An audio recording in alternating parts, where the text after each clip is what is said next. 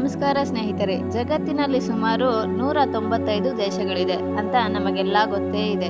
Canada, Russia, ಭಾರತದಂತಹ ದೊಡ್ಡ ದೊಡ್ಡ ದೇಶಗಳ ಬಗ್ಗೆ ನಮಗೆ ಗೊತ್ತು. ಆದರೆ ಪ್ರಪಂಚದಲ್ಲಿ ಅತಿ ಚಿಕ್ಕ ದೇಶ ಯಾವುದು ಅಂತ ಗೊತ್ತಾ?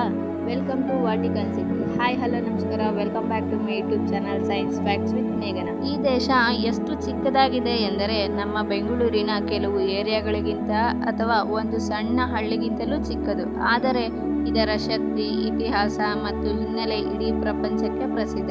ಇವತ್ತಿನ ವಿಡಿಯೋನಲ್ಲಿ ನಾವು ವ್ಯಾಟಿಕನ್ ಸಿಟಿ ಬಗ್ಗೆ ತಿಳಿಯೋಣ ಬನ್ನಿ. ಮೊದಲನೇದಾಗಿ ವ್ಯಾಟಿಕನ್ ಸಿಟಿ ಎಲ್ಲಿದೆ ಅಂತ ನೋಡೋಣ.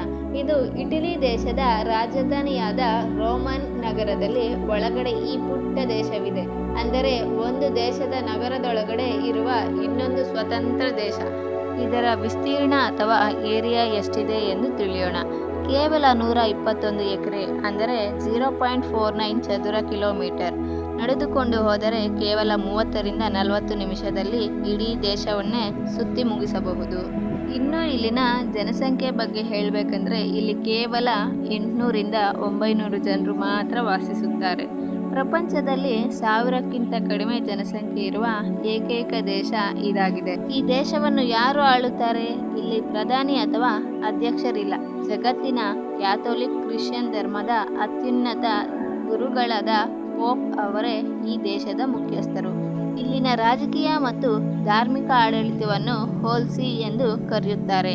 ಇದು 1929ರಲ್ಲಿ ಲ್ಯಾಟಿನ್ ಒಪ್ಪಂದದ ಮೂಲಕ ಇಟಲಿಯಿಂದ ಬೇರ್ಪಟ್ಟು ಸ್ವತಂತ್ರ ದೇಶವಾಗಿದೆ. ಇಲ್ಲಿನ ವಿಶೇಷವೇನೆಂದರೆ ಇಲ್ಲಿ ಹುಟ್ಟಿದ ತಕ್ಷಣ ಯಾರಿಗೂ ಸಿಟಿಸನ್ಶಿಪ್ ಸಿಗುವುದಿಲ್ಲ. ಇಲ್ಲಿ ಕೆಲಸ ಮಾಡುವವರಿಗೂ ಮಾತ್ರ ಸಿಟಿಸನ್ಶಿಪ್ ಇರುತ್ತದೆ. ಕೆಲಸ ಮುಗಿದ ಮೇಲೆ ಅದನ್ನು ಹಿಂಪಡೆಯಲಾಗುತ್ತದೆ. ಈ ಚಿಕ್ಕ ದೇಶದಲ್ಲಿ ನೋಡಲು ಏನೆಲ್ಲ ಇದೆ ಗೊತ್ತಾ? ಮೊದಲನೇದಾಗಿ ಸೇಂಟ್ ಪೀಟರ್ಸ್ ಬೆಸಿಲಿಕಾ. ಇದು ವಿಶ್ವದ ಅತಿ ದೊಡ್ಡ ಮತ್ತು ಸುಂದರವಾದ ಚರ್ಚ್ಗಳಲ್ಲಿ ಒಂದಾಗಿದೆ. ಇದನ್ನು ನೋಡಲು ಕೋಟ್ಯಾಂತರ ಜನರು ಬರುತ್ತಾರೆ. ಎರಡನೆಯದು ಸಿಸ್ಟೀನ್ ಚಾಪೆಲ್.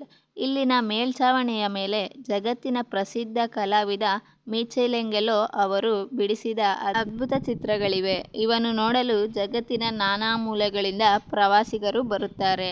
ಮೂರನೆಯದು ವ್ಯಾಟಿಕನ್ ಮ್ಯೂಸಿಯಂ. ಇಲ್ಲಿ ಸುಮಾರು 70,000ಕ್ಕೂ ಹೆಚ್ಚು ಅತ್ಯಂತ ಮೂಲವಾದ ಕಲಾಕೃತಿಗಳಿವೆ. ಪ್ರಪಂಚದ ಅತಿ ದೊಡ್ಡ ಮತ್ತು ಹಳೆಯ ಸಂಗ್ರಹಾಲಯಗಳಲ್ಲಿ ಇದು ಒಂದು. ಈಗ ವ್ಯಾಟಿಕನ್ ಸಿಟಿಯ ಕೆಲವು ತಮಾಷೆ ಮತ್ತು ಅಚ್ಚರಿಕರ ವಿಷಯಗಳನ್ನು ನೋಡೋಣ. ಮೊದಲನೆಯದಾಗಿ ಸ್ವಿಸ್ ಗಾರ್ಡ್. ಈ ದೇಶಕ್ಕೆ ತನ್ನದೇ ಆದ ಸೇನಾ ಇದೆ, ಅಂದರೆ ಸೋಲ್ಜರ್ಸ್ ಇದ್ದಾರೆ. ಆದರೆ ಅವರು ಇಟಲಿ ದೇಶದವರಲ್ಲ, ಸ್ವಿಸ್ ದೇಶದ ಸೈನಿಕರು. ಇವರು ವಿಚಿತ್ರ ಬಣ್ಣದ ಸಾಂಪ್ರದಾಯಿಕ ಉಡುಪುಗಳನ್ನು ಹಾಕಿಕೊಂಡು ಪೋಪ್ ಅವರಿಗೆ ಭದ್ರತೆ ನೀಡುತ್ತಾರೆ. ಎರಡನೆಯದು ಲ್ಯಾಟಿನ್ ಭಾಷೆಯ ATM. ಇಡೀ ಪ್ರಪಂಚದಲ್ಲಿ ಲ್ಯಾಟಿನ್ ಭಾಷೆಯಲ್ಲಿ ಸೂಚನೆಗಳನ್ನು ನೀಡುವ ಏಕೈಕ ATM ಇಲ್ಲೇ ಇರುತ್ತದೆ. ಮೂರನೆಯದು ಯುನೆಸ್ಕೋ ಹೆರಿಟೇಜ್ ಸೈಟ್. ಇಡೀ ದೇಶವೇ ಯುನೆಸ್ಕೋ ಪಾರಂಪರಿಕ ಪಟ್ಟಿಗೆ ಸೇರಿದೆ. ಜಗತ್ತಿನ ಏಕೈಕ ದೇಶ ವ್ಯಾಟಿಕನ್ ಸಿಟಿ. ಕೊನೆಯದಾಗಿ ಈ ದೇಶಕ್ಕೆ ಆದಾಯ ಹೇಗೆ ಬರುತ್ತೆ ಎಂದು ನೋಡೋಣ. ಇಲ್ಲಿ ಯಾವುದೇ ಕೃಷಿ ಅಥವಾ ಕೈಗಾರಿಕೆಗಳು ಇಲ್ಲ. ಇಲ್ಲಿ ಪ್ರಮುಖ ಆದಾಯ ಟೂರಿಸಂ, ಮ್ಯೂಸಿಯಂ ಟಿಕೆಟ್ ಮಾರಾಟ, ಅಂಚೆ ಚೀಟಿಗಳ ಮಾರಾಟ ಮತ್ತು ಪ್ರಪಂಚಾದ್ಯಂತ ಇರುವ ಭಕ್ತರು ನೀಡುವ ಹಣದಿಂದ ಬರುತ್ತದೆ. ಇಲ್ಲಿ ಸ್ವಂತ ಅಂಚೆ ಕಚೇರಿ ಇದೆ, ಅಂದರೆ ಪೋಸ್ಟ್ ಆಫೀಸ್. ಇಟಲಿಗಿಂತ ವ್ಯಾಟಿಕನ್ ಅಂಚೆ ಕಚೇರಿ ಸೇವೆ ತುಂಬ ವೇಗವಾಗಿದೆ ಎಂದು ಹೇಳಲಾಗುತ್ತದೆ.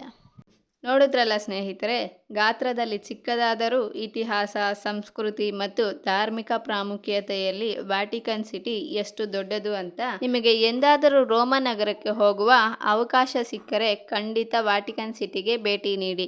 ಈ ವಿಡಿಯೋ ನಿಮಗೆ ಇಷ್ಟವಾಗಿದ್ದರೆ ಲೈಕ್ ಮಾಡಿ, ನಿಮ್ಮ ಸ್ನೇಹಿತರೊಡನೆ ಶೇರ್ ಮಾಡಿ ಮತ್ತು ಇಂತಹ ಇಂಟ್ರೆಸ್ಟಿಂಗ್ ವಿಷಯಗಳಿಗೆ ನಮ್ಮ ಚಾನೆಲ್ಗೆ ಸಬ್ಸ್ಕ್ರೈಬ್ ಮಾಡಿಕೊಳ್ಳಿ.